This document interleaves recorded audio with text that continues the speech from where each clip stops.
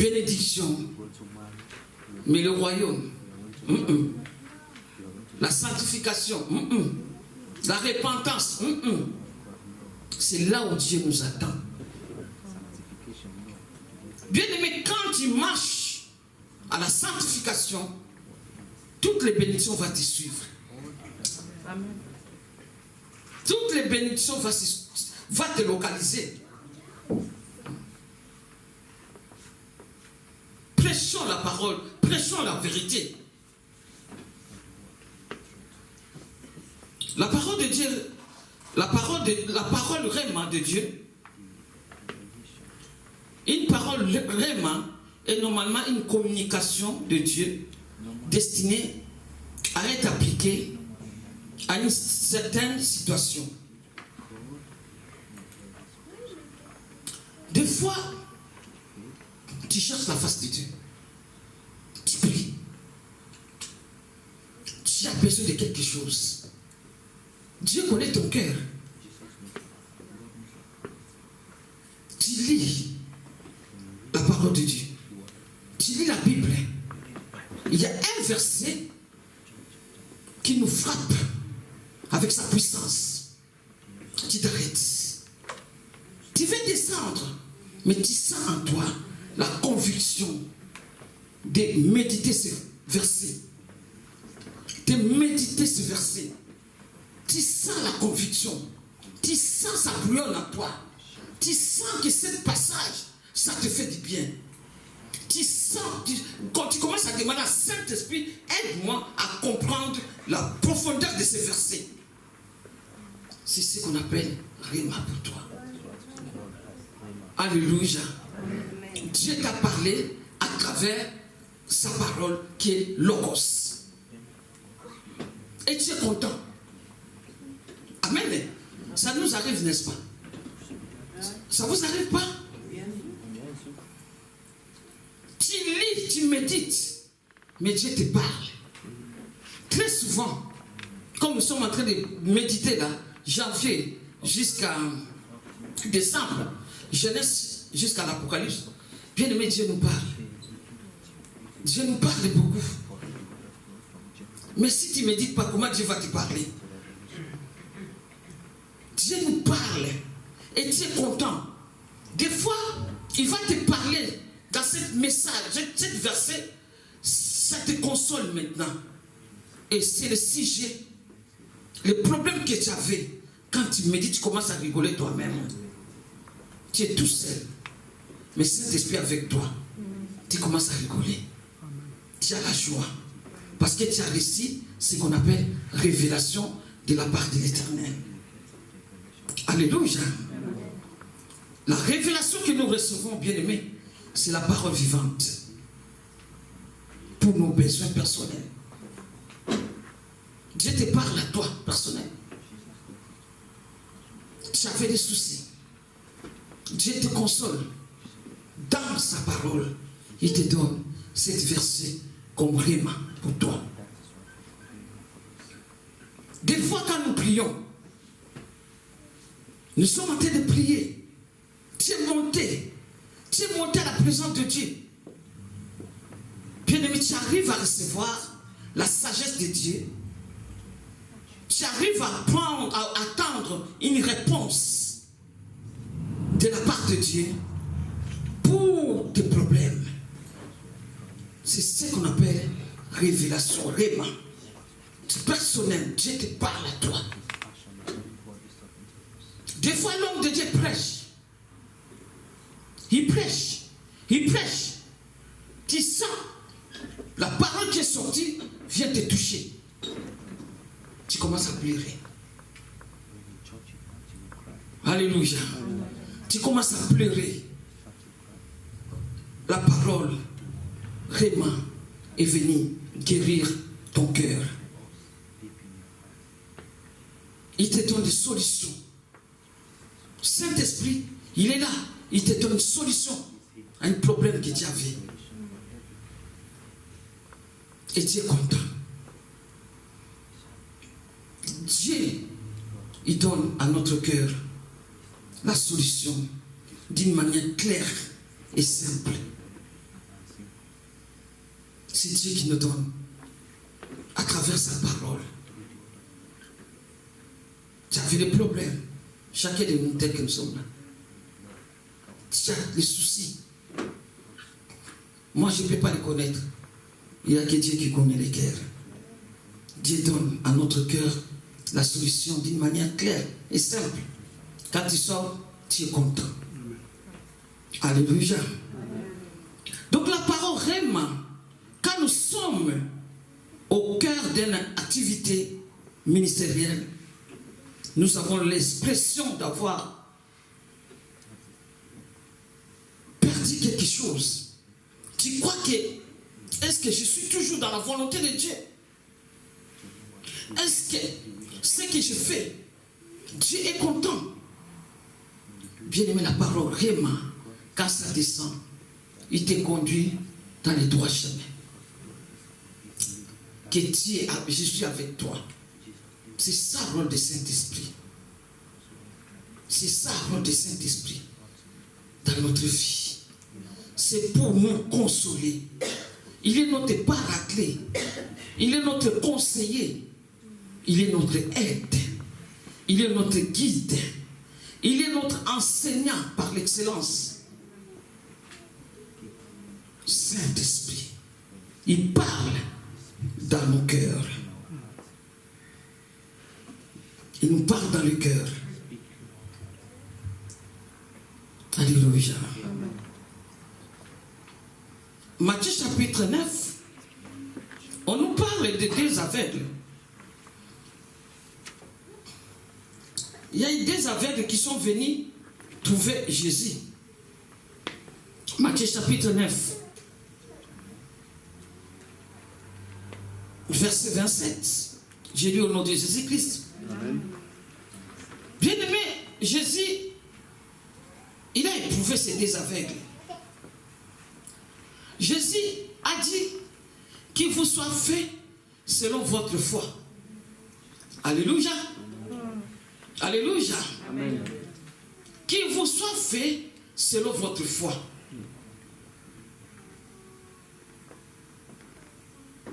Aujourd'hui, Jésus te parle. Qu'il vous soit fait selon votre foi.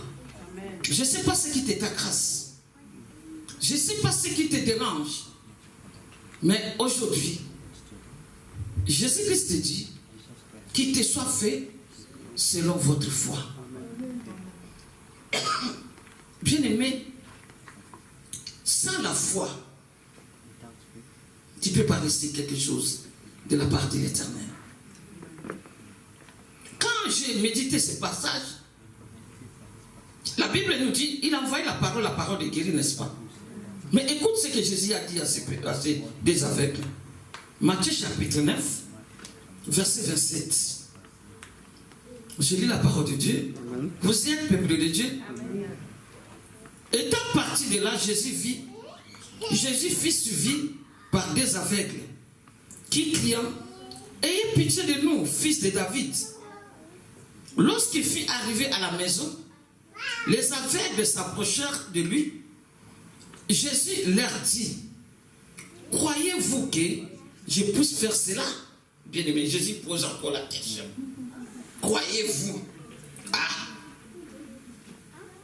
Croyez-vous que je puisse faire cela? Oui, Seigneur. Lui répondit-il.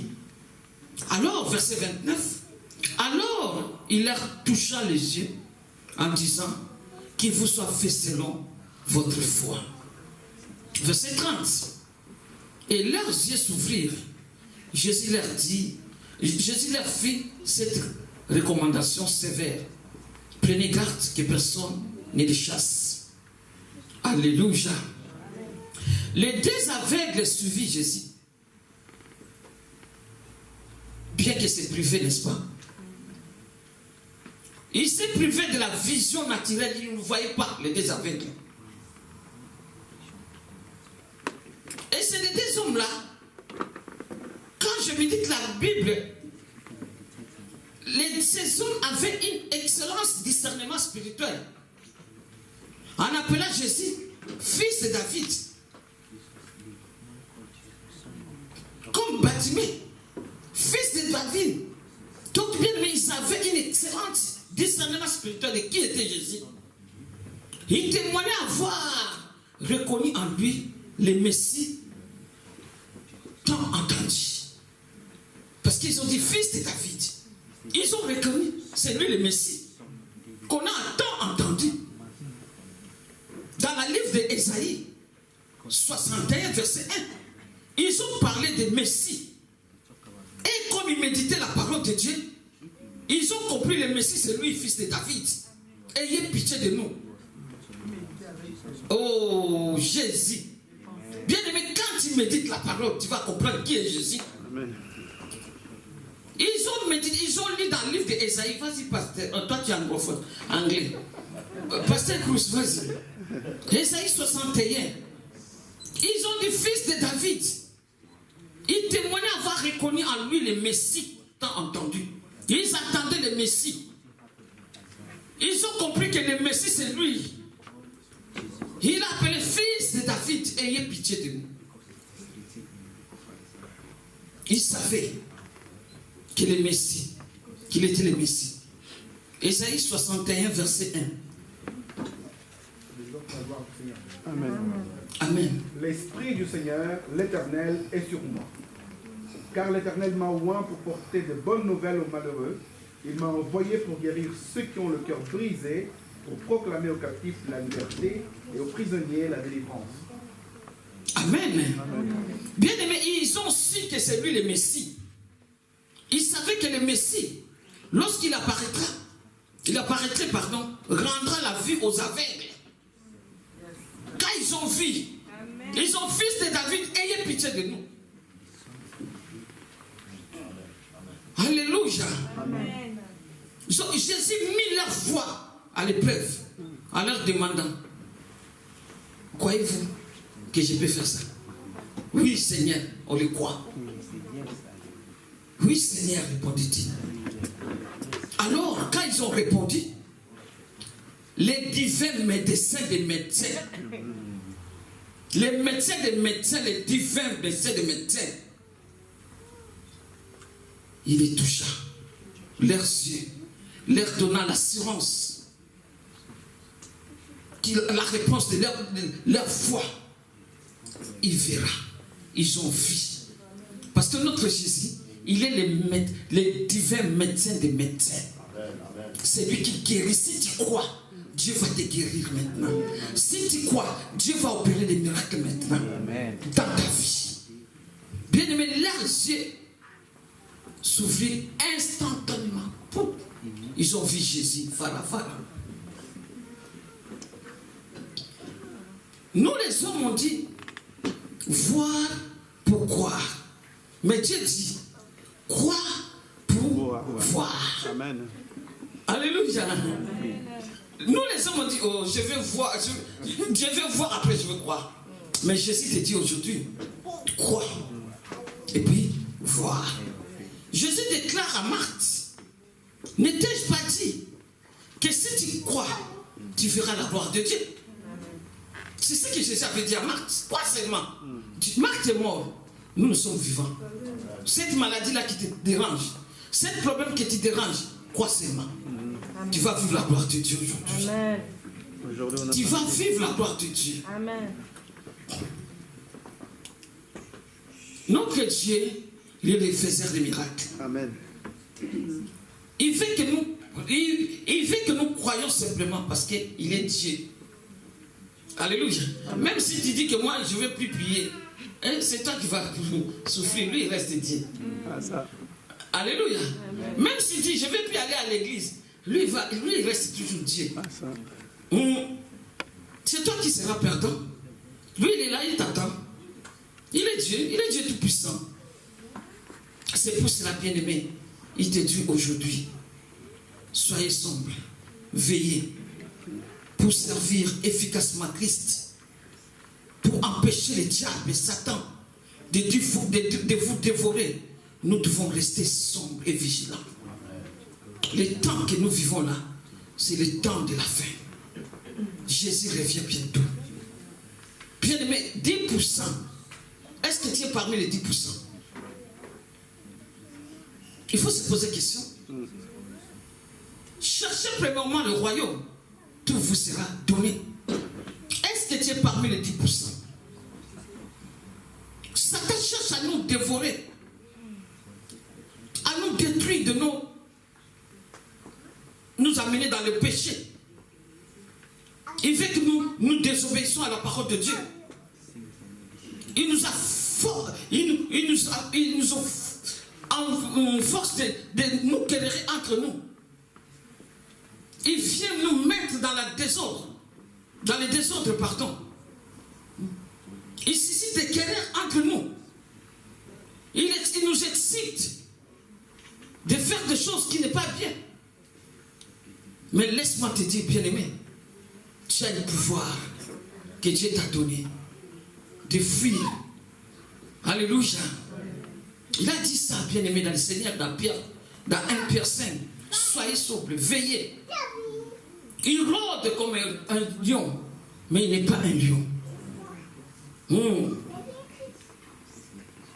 Donc le diable, il essaye de saper notre foi en nous injectant de doute, la crainte dans notre esprit. Il vient mettre le doute, il vient mettre la crainte. Surtout si tu ouvres les portes, il entre. Bien aimé, quand il rentre, bien aimé, c'est pour te détruire. C'est un ennemi puissant. Mais notre Dieu, il est Dieu tout puissant. Alléluia. Nous ne pouvons jamais échouer. Parce que Jésus-Christ a vaincu le diable. Et nous sommes des vainqueurs. Parce que notre Dieu et Christ, ils sont plus que le diable. Il a vaincu le diable. Ces armes qu'il nous a données, c'est la parole qui est l'épée. Il dit qu'il est le lion, il rôde comme un lion rugissant. Il cherche à te dévorer. Il ne peut pas te dévorer. Parce que l'enfant de lion, tu es lion. Alléluia. L'enfant de Dieu, tu es lion.